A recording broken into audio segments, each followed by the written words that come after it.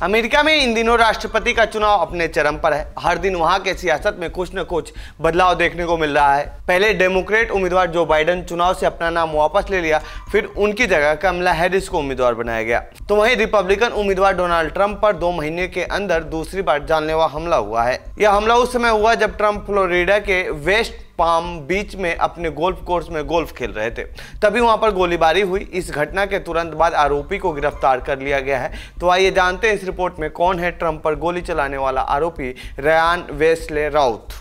कौन है ट्रंप पर गोली चलाने वाला रयान वेस्ले राउथ? रयान वेस्ले की उम्र करीब 58 साल है। इस शख्स का एक लंबा आपराधिक रिकॉर्ड रहा है।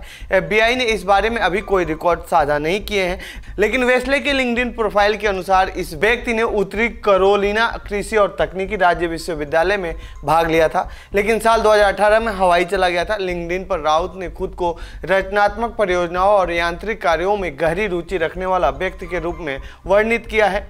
मूल रूप से वह हवाई से है। राउत का एम्बॉक्स होनोलुलु नामक एक शेड बिल्डिंग कंपनी चलाता है, जो बेघर लोगों के लिए सिंपल हाउसिंग स्ट्रक्चर तैयार करती है। उत्तरी कैरोलिना के वयस्क सुधार विभाग के पास राउत के 2002 तक के रिकॉर्ड है। 1990 के दशक से लेकर अब तक पुलिस के साथ दर्जनों बार उसका आमना सामना हो चुका है। 2003 में उसे बिना लाइसेंस के गाड़ी चलाने, छुपा हुआ हथियार रखने और हिट एंड रन के लिए सजा सुनाई गई थी। 2010 में राउत को चोरी का सामान रखने के लिए दोषी ठहराया गया था। इसके अलावा राउत ने यूक्रेन का एक मजबूत समर्थक होने का भी दावा करता रहा है और कहा था कि वह रूस के खिलाफ चल रहे युद्ध में लड़ने के लिए क्यों गया था।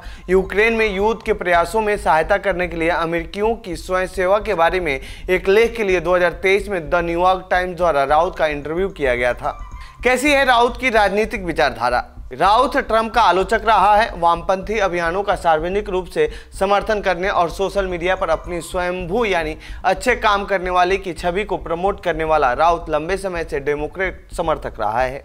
जो संघीय चुनाव आयोग यानी FEC के रिकॉर्ड के अनुसार 2019 में रयान राउत ने 19 बार डोनेशन दिए हैं, जो 140 अमेरिकी डॉलर से अधिक है। उसने हवाई के पूर्व प्रतिनिधि तुलसी गबार्ड को भी डोनेशन दिया था, जो एक पूर्व डेमोक्रेट हैं और अब ट्रंप की समर्थक हैं। मीडिया से बातचीत के दौरान राउत के बेटे ने दावा किया है कि उसके पिता इस तरह की हिंसक प्रवृत्ति के नहीं हैं। हालांकि वो ट्रंप को पसंद नहीं करते हैं और मैं भी ट्रंप को पसंद नहीं करता हूँ। ट्रंप के हमले पर क्या बोले राष्ट्रपति जो बाइडेन? ट्रंप पर हुए हमले को लेकर जो बाइडेन ने एक्स पर पोस्ट कर कहा है कि मुझे अपनी टीम द्वारा इस बारे में जानकारी दी गई है कि संघीय कानून प्रवर्तन आज पूर्व राष्ट्रपति ट्रंप की संभावित हत्या के प्रयास के रूप में जांच कर रहा है। एक संदिग्ध हिरासत में है और मैं सीक्रेट सर्विस और उनके कानून प्रवर्तन भागीदारों की सतर्कता और पूर्व राष्ट्रपति और उनके आसपास के लोगों को सुरक्षित रखने के उनके प्रयासों की सराहना करता हूँ। मुझे राहत है कि पूर्व राष्ट्रपति को कोई नुकसान नहीं पहुंचा है। इस घटना की सक्रिय रूप से जांच चल रही है और कानून प्रवर्तन एजेंसियां इस बारे में अधिक जानकारी जुटा रही हैं कि क्या हुआ था। जैसा कि मैंने कई बार कहा है कि हमारे देश में राजनीतिक हिंसा के लिए कोई जगह नहीं है।